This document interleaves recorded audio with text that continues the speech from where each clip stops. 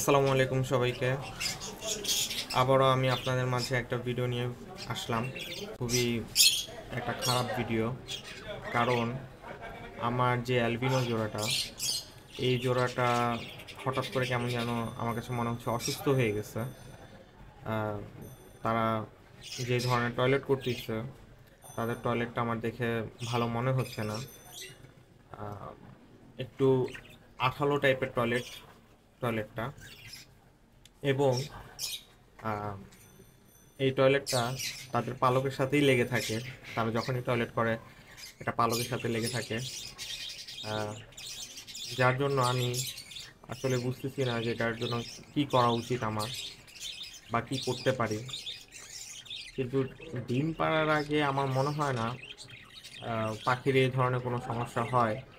কারণ আমার অন্যান্য যেসব পাখি আছে, সেসব পাখির আমি এই ধরনের কোনো সমস্যা আমি এর আগে খেয়াল করিনি।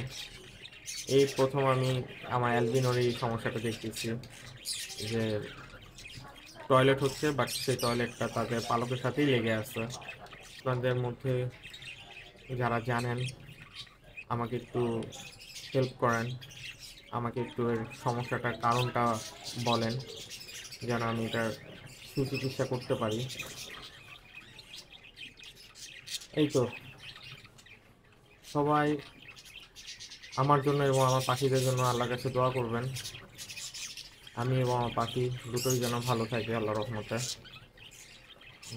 আমাকে বেশি করে সাপোর্ট করবেন, বেশি করে লাইক করবেন, কমেন্ট করবেন।